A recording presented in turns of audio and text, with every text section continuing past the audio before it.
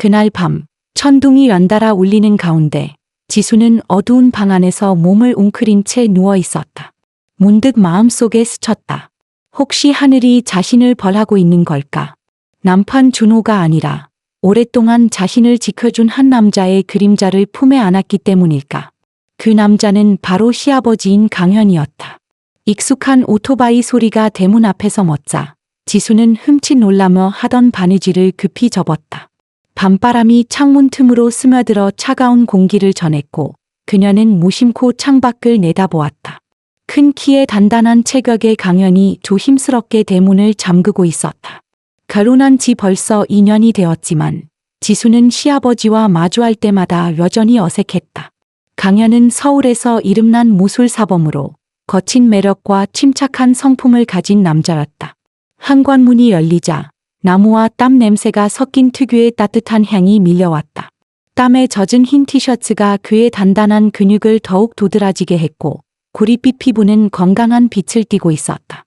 지수는 무심코 그를 바라보다가 곧 시선을 돌리며 심장이 빠르게 뛰는 것을 느꼈다. 스스로를 나무라며 생각을 떨쳐내려 했지만 그 모습은 계속 머릿속을 맴돌았다. 지수의 삶은 준호, 즉 강현의 아들로 인해 이미 비극이 된 지 오래였다. 준호는 노름과 방탕에 빠진 사람이었고 반대로 지수는 평범하고 조용한 성격의 여성이었다. 운명적인 그 밤, 약에 취해 준호에게 강제로 관계를 당한 뒤 조용히 결혼식이 치러졌다.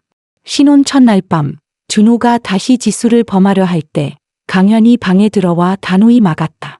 내 아내는 내가 아니라도 괜찮아질 때까지 건드리지 마라. 그날이 오기 전까지는 절대 안 된다. 그 말은 단순히 지수를 지켜준 것이 아니라 그녀의 인생의 한 줄기 빛이 되어 주었다. 준호가 재활원에 보내진 후 지수는 강현과 단둘이 서울의 오래된 집에서 살았다. 그들의 일상은 조용했지만 어딘가 알 수 없는 감정이 서서히 스며들고 있었다. 지수는 점차 그와 함께 있을 때 마음이 놀았고 강현 역시 오랜 고독 속에서 잃었던 가정의 온기를 느끼기 시작했다. 어느 날 오후 갑작스러운 소나기가 몰아쳤다. 먹구름이 하늘을 뒤덮고 골목에 전기가 나가며 집은 암흑에 잠겼다. 바느질을 하던 지수는 손에서 바늘과 실을 놓았다. 잠시 후 강현이 손전등과 촛불을 들고 방에 들어왔다. 촛불의 노란 불빛이 지수의 놀란 얼굴을 부드럽게 비추었다. 무서워? 강현이 물었고 지수는 작게 고개를 끄덕이며 떨리는 목소리로 대답했다. 네, 천둥이 무서워. 강현은 미소를 지으며 촛불을 탁자 위에 올려놓았다. 괜찮아. 내가 있잖아. 바람이 창문 틈으로 들어오자 지수가 몸을 떨었다. 겉옷 안 걸쳤네. 춥겠다. 그는 주저없이 입고 있던 얇은 재킷을 벗어 그녀의 어깨에 걸쳐 주었다. 재킷 속의 따뜻함과 남성적인 향기에 지수의 심장이 알 수 없이 두근거렸다. 그녀는 눈을 피했지만 가까워진 거리가 낯설고도 묘한 감정을 불러일으켰다. 촛불빛 속에서 강현의 깊은 눈이 부드러운 온기와 설명할 수 없는 감정을 담아 지수를 바라보고 있었다. 그날 밤 전기불이 돌아왔지만 그 촛불 아래서 느꼈던 온기와 가깝던 거리는 지수의 마음속에 오래도록 남았다. 이후 그들의 일상은 변한 듯 변하지 않았다. 저녁 식사 시간은 더 이상 고려하지 않았고 강현은 지수에게 바느질 일이나 미래에 대해 묻곤 했다. 준호에 대한 이야기는 전혀 나오지 않았다. 서로 말하지 않아도 준호가 남긴 빈자리는 자연스레 채워지고 있었다. 어느 날 강현이 운동을 마치고 돌아오니 지수가 책장을 정리하고 있었다.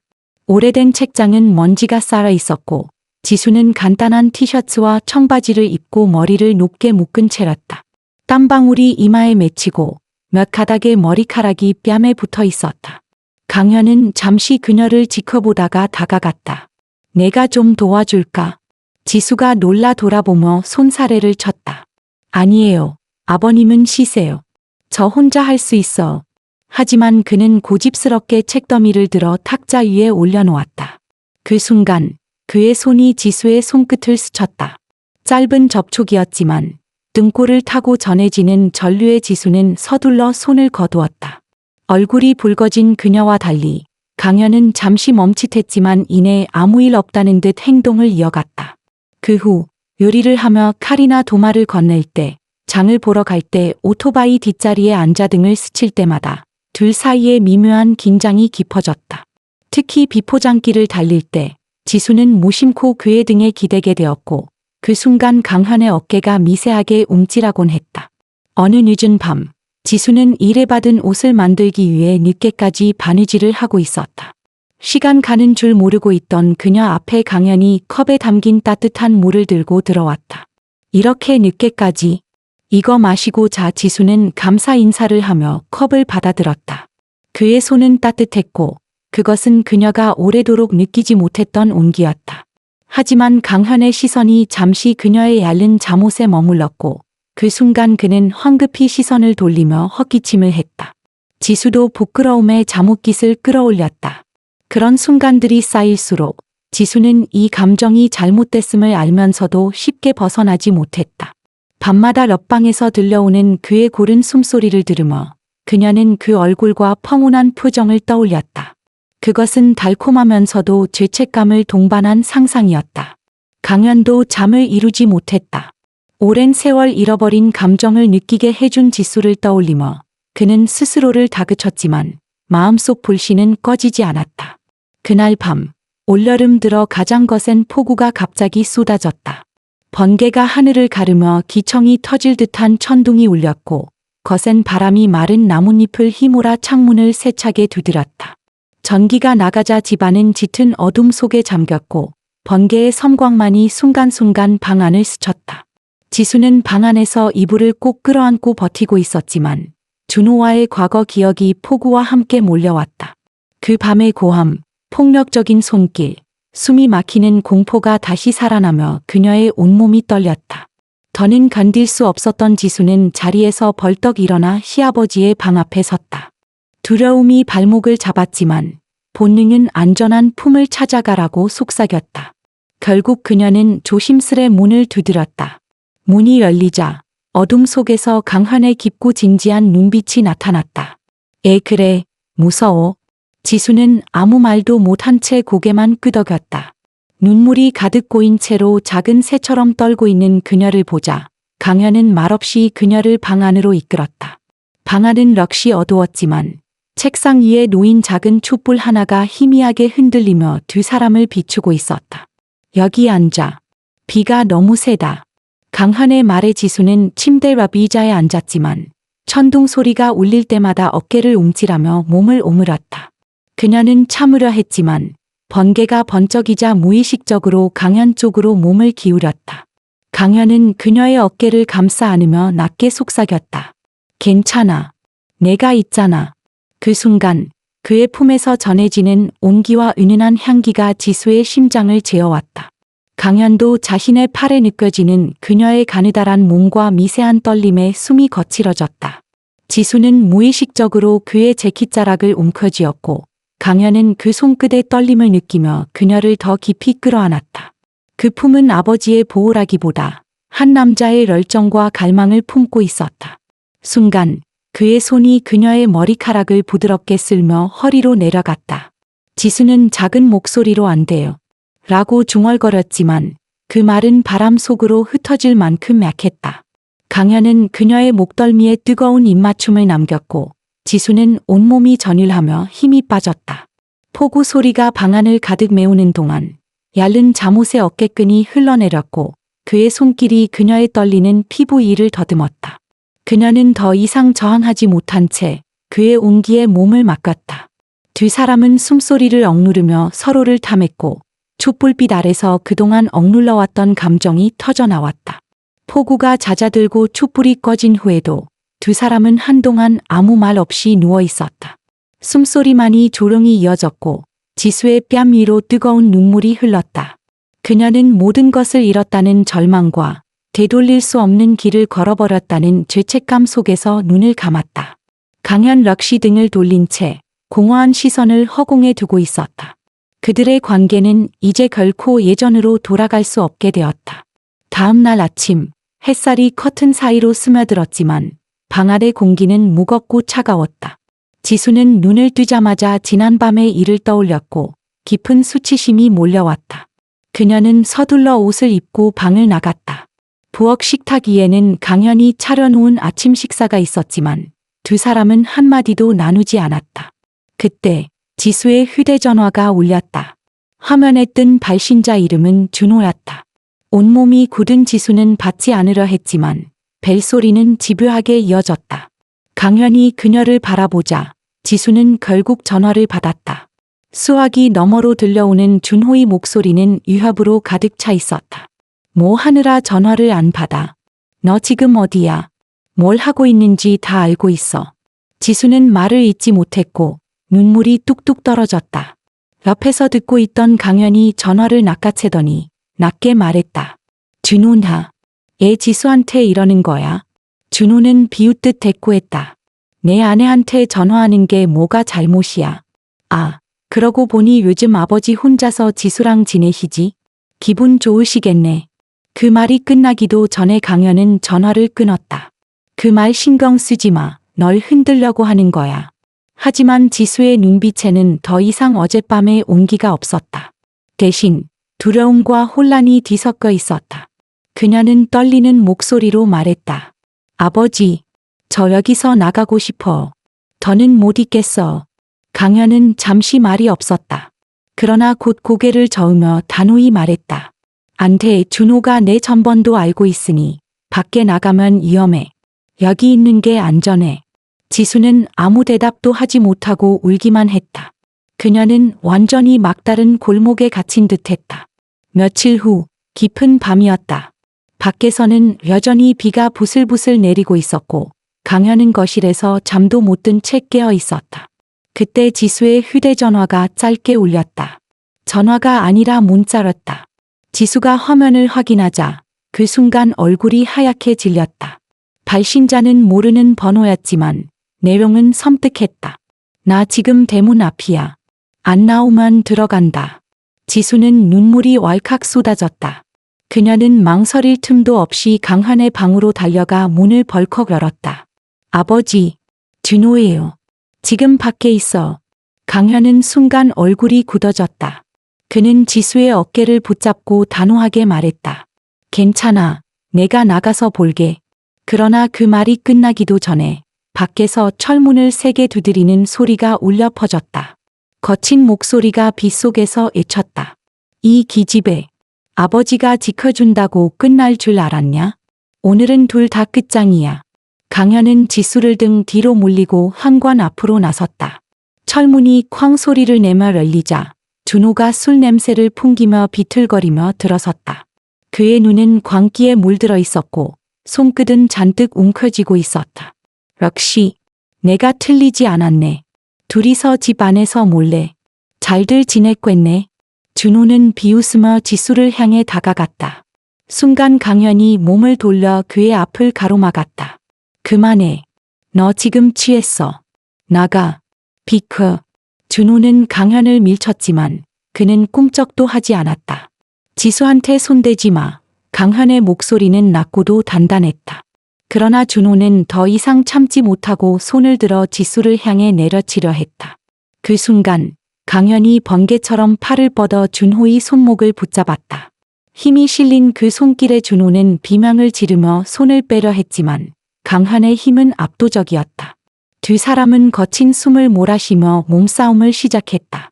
거실 안에 둔탁한 타격음이 울렸고 가구가 밀려나며 바닥에 긁히는 소리가 났다. 강현은 숙련된 무술 동작으로 준호를 제압하고 그의 몸을 바닥에 눌렀다. 들어, 준호.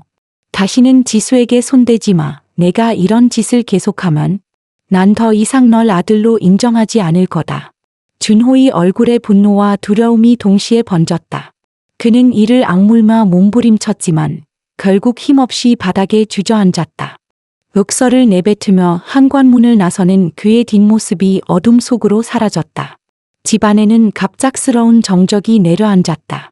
지수는 여전히 떨리는 몸을 가누지 못하고 서 있었고 강현은 거친 숨을 몰아쉬며 손등에 묻은 피를 닦아냈다. 지수는 결국 참지 못하고 강현에게 달려가 울음을 터뜨렸다. 무서웠어. 다 제 잘못이에요. 강현은 그녀를 끌어안으며 조용히 말했다. 아니야. 내 잘못이 아니야. 내가 지켜줄게. 그의 품 안에서 지수는 여전히 눈물을 흘렸지만 그 속에는 이상하게도 안도감이 스며들고 있었다. 그녀는 본능적으로 알았다. 이 사람만이 자신을 끝까지 지켜줄 거라는 것을. 그날 이후 집안의 공기는 전혀 달라졌다. 두 사람은 서로를 바라볼 때 죄책감 대신 더 깊은 결심이 깃든 눈빛을 나눴다. 그들의 마음은 이미 돌아올 수 없는 강을 건넜고 이제 남은 건 함께 앞으로 나아가는 것뿐이었다. 준호가 떠난 그 밤 이후 집안은 무겁지만 이상하게도 평온한 정적에 잠겨 있었다. 폭풍이 지나간 뒤처럼 공기는 차갑지만 두 사람의 마음속에는 더 이상 주저함이 없었다. 다음 날 아침 강현은 지수 앞에 앉아 오랫동안 망설이던 말을 꺼냈다. 지수, 우리 여기서 떠나자. 이 도시를 완전히 벗어나서 아무도 모르는 곳에서 다시 시작하자. 지수는 놀란 눈으로 그를 바라봤다. 정말 그렇게 할 수 있을까요? 강현은 고개를 끄덕이며 단호히 말했다. 그래, 내가 다 준비할게. 너는 날 믿으면 돼. 그의 목소리에는 더 이상 흔들림이 없었다. 지수는 눈가에 눈물이 맺히면서도 미소를 지었다. 저, 아버지, 아니, 오빠라고 불러도 돼요? 오빠, 저도 같이 가고 싶어요. 순간 강현의 눈빛이 부드럽게 변했다. 그는 지수의 손을 꼭 잡으며 말했다. 그래, 지수야.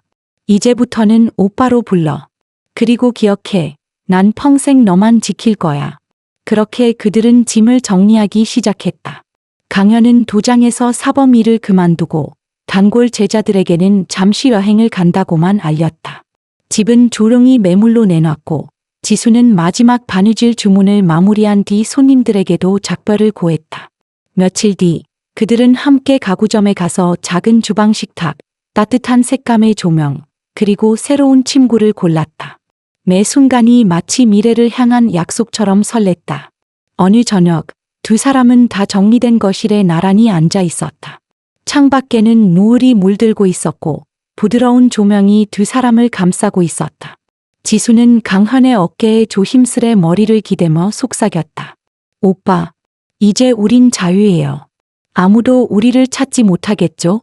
강현은 그녀의 머리카락을 쓰다듬으며 대답했다. 그렇지. 여긴 이제 우리 둘만의 세상이야. 누구도 우리를 갈라놓을 수 없어. 그는 작은 상자를 꺼내 지수의 손에 쥐어주었다. 열어보니 안에는 반짝이는 은빛 반지가 들어있었다. 지수야, 내 아내가 되어줄래? 그 말에 지수의 눈가가 금세 젖었다. 그녀는 고개를 끄덕이며 대답했다. 네, 오빠. 평생 함께할게요. 두 사람은 조용히 서로를 끌어안았다. 그 순간 과거의 모든 두려움과 죄책감은 사라지고 오직 서로에 대한 믿음과 사랑만이 남았다. 그들의 미래는 여전히 불확실했지만 적어도 이 순간만큼은 세상의 어떤 시선도 규칙도 그들을 갈라놓을 수 없었다. 세월은 조용히 흘러갔다. 강현과 지수는 서울을 떠나 아무도 그들을 알지 못하는 강원도의 작은 마을에 자리 잡았다. 마을 가장자리에 있는 작은 집에서 그들은 평온한 일상을 이어갔다. 강현은 마을 아이들에게 태권도와 합기도를 가르치는 작은 도장을 열었고 지수는 마을 사람들의 옷을 수선하거나 새 옷을 지어주며 살았다. 계절이 몇 번이나 바뀌는 동안 그들의 사랑은 더욱 깊어졌고 집안에는 웃음소리가 끊이지 않았다. 몇 년 뒤 두 사람은 아들과 딸을 두게 되었고 지수는 더 이상 과거의 그림자에 떨던 여인이 아니었다. 그녀의 웃음은 환하고 눈빛은 강해졌으며 강현의 옆에서 당당히 서 있었다. 강현 역시 세월이 그를 더 늠름하고 원숙하게 만들었지만 지수를 바라보는 눈빛만큼은 여전히 첫날처럼 부드럽고 따뜻했다. 그러던 어느 날 초가을의 햇살이 부드럽게 내리쬐는 오후 마을 입구에 한 남자가 나타났다. 허리가 굽고 머리카락은 거의 백발이었으며 발걸음은 절뚝거렸다. 그는 낯선 이가 아니라 바로 준호였다. 교도소에서 모범수로 석방된 후 그는 오랜 방황 끝에 아버지와 지수를 찾아 나섰다. 그러나 집 앞까지 다다른 그는 문을 두드리지 못하고 멀찍이 떨어져 서 있었다. 그의 시선 너머 마당에서 강현이 어린 아들에게 태권도 동작을 가르치고 있었고 지수는 딸아이와 함께 꽃을 다듬으며 웃고 있었다. 아이들의 웃음소리와 지수의 환한 얼굴, 강현이 지수를 바라보며 건네는 다정한 손길. 그 모든 장면이 준호의 가슴을 먹먹하게 만들었다. 그는 문득 예전에 아버지가 자신에게 했던 말을 떠올렸다. 내가 변하지 않으면 절대 지수를 가질 수 없다. 그 말이 이제야 뼈저리게 이해되었다. 준호는 더 이상 다가가지 못했다. 그는 나무 그늘 뒤에서 한참을 서성이다가 고개를 숙이고 발걸음을 돌렸다. 비틀거리는 그의 발끝에서 마른 낙엽이 바스락거렸다. 눈물이 뺨을 타고 흘렀지만 그는 뒤돌아보지 않았다. 강현과 지수, 그리고 그들의 아이들. 그 모습은 준호에게 더 이상 닿을 수 없는 영원히 잃어버린 세계였다. 그날 이후 준호는 그 마을에 다시 나타나지 않았다. 강현과 지수는 그를 보지 못했고 준호의 흔적은 가을바람처럼 사라졌다. 그러나 그날 마당에서 함께 웃던 가족의 모습은 변함없이 이어졌다. 그들은 여전히 서로를 바라보며 살았고 세월이 아무리 흘러도 그들의 사랑은 처음 그 폭풍우 치던 밤처럼 강하고 뜨거웠다. 그들에게 그날 밤은 죄악의 시작이 아니라 서로의 인생을 구원한 첫걸음이었다. 그리고 강현과 지수는 끝까지 함께였다. 세상은 그들을 이해하지 못할지라도 그들만의 진실과 사랑은 변하지 않았다. 그러던 어느 날, 초가을의 햇살이 부드럽게 내리쬐는 오후, 마을 입구에 한 남자가 나타났다. 허리가 굽고 머리카락은 거의 백발이었으며 발걸음은 절뚝거렸다. 그는 낯선 이가 아니라 바로 준호였다. 교도소에서 모범수로 석방된 후 그는 오랜 방황 끝에 아버지와 지수를 찾아 나섰다. 그러나 집 앞까지 다다른 그는 문을 두드리지 못하고 멀찍이 떨어져 서 있었다. 그의 시선 너머 마당에서 강현이 어린 아들에게 태권도 동작을 가르치고 있었고 지수는 딸아이와 함께 꽃을 다듬으며 웃고 있었다. 아이들의 웃음소리와 지수의 환한 얼굴, 강현이 지수를 바라보며 건네는 다정한 손길. 그 모든 장면이 준호의 가슴을 먹먹하게 만들었다. 그는 문득 예전에 아버지가 자신에게 했던 말을 떠올렸다. 내가 변하지 않으면 절대 지수를 가질 수 없다. 그 말이 이제야 뼈저리게 이해되었다. 준호는 더 이상 다가가지 못했다. 그는 나무 그늘 뒤에서 한참을 서성이다가 고개를 숙이고 발걸음을 돌렸다. 비틀거리는 그의 발끝에서 마른 낙엽이 바스락거렸다. 눈물이 뺨을 타고 흘렀지만 그는 뒤돌아보지 않았다. 강현과 지수, 그리고 그들의 아이들. 그 모습은 준호에게 더 이상 닿을 수 없는 영원히 잃어버린 세계였다. 그날 이후 준호는 그 마을에 다시 나타나지 않았다. 강현과 지수는 그를 보지 못했고 준호의 흔적은 가을바람처럼 사라졌다. 그러나 그날 마당에서 함께 웃던 가족의 모습은 변함없이 이어졌다. 그들은 여전히 서로를 바라보며 살았고 세월이 아무리 흘러도 그들의 사랑은 처음 그 폭풍우 치던 밤처럼 강하고 뜨거웠다. 그들에게 그날 밤은 죄악의 시작이 아니라 서로의 인생을 구원한 첫걸음이었다. 그리고 강현과 지수는 끝까지 함께였다. 세상은 그들을 이해하지 못할지라도 그들만의 진실과 사랑은 변하지 않았다.